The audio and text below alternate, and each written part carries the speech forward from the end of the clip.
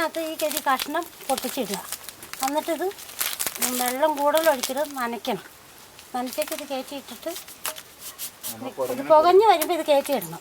എന്നിട്ട് ഇങ്ങനെ അടിച്ചാൽ ഭയങ്കര സൗണ്ട് കിട്ടും.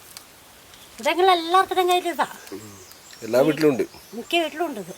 ആശ്രമക്കൊല്ലി ഐക്കരക്കുടിയിലെ മേരി കടുവാപ്പേടിയിൽ കഴിയുന്ന ജീവിതത്തെക്കുറിച്ച് പറയുകയാണ്. കാപ്പിത്തോട്ടങ്ങൾക്കിടയിൽ നിന്നോ കൃഷിത്തോട്ടത്തിൽ നിന്നോ ഏത് നിമിഷവും കടുവ ചാടി വീണേക്കുമെന്ന പേടിയിലാണ് പുറത്തിറങ്ങുന്നത്. പശു ആട് വളർത്തലാണ് മേരിയുടെയും ഭർത്താവ് എൽദോസിന്റെയും ജീവിതമാർഗം. കഴിഞ്ഞ ദിവസം തൊഴുത്തിൽ നിന്ന് 1 വയസ്സുള്ള പശുക്കിടാവിനെ കടുവ പിടിച്ചു.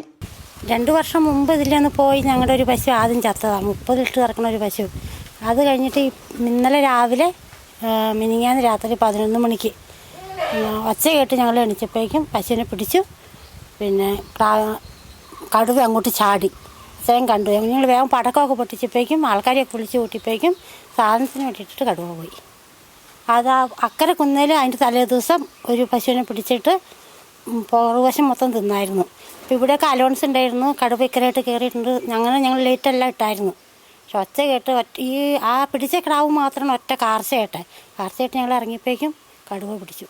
എങ്ങനെ ജീവിക്കും? ഞങ്ങൾക്കാണെങ്കിൽ ഒത്തിരി കടവും കാര്യങ്ങളും, പിള്ളേർ പഠിക്കുക.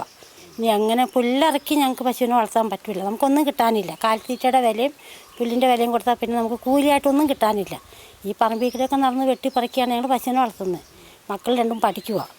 സാമ്പത്തികമായി ഒത്തിരി ബുദ്ധിമുട്ടുണ്ട്. ഇനി എങ്ങനെ മുന്നോട്ട് പോകും, എന്ത് ചെയ്യും എന്നുള്ളത് ഞങ്ങളുടെ മുന്നിലൊന്നുമില്ല. 2 വർഷം മുമ്പ് മേരിയുടെ കറവ പശുവിനെ കടുവ പിടികൂടിയിരുന്നു. ആഴ്ചകളായി ആശ്രമക്കൊല്ലി പ്രദേശങ്ങളിൽ കടുവാ ശല്യമുണ്ട്. 3 ദിവസം മുമ്പ് രാത്രി വാഴയിൽ ബേബിയുടെ മൂരിക്കിടാവിനെ കടുവ കൊലപ്പെടുത്തിയിരുന്നു. വനം വകുപ്പ് ഉദ്യോഗസ്ഥർ സ്ഥലത്തെത്തി തിരച്ചിൽ നടത്തി. വീടിനടുത്തായി ക്യാമറ സ്ഥാപിച്ചു. കടുവയെ പിടികൂടുന്നതിനായി കൂടൊരുക്കി കാത്തിരിക്കുകയാണ് വനം വകുപ്പ് ജീവനക്കാർ. കൈരളി ന്യൂസ്, വയനാട്.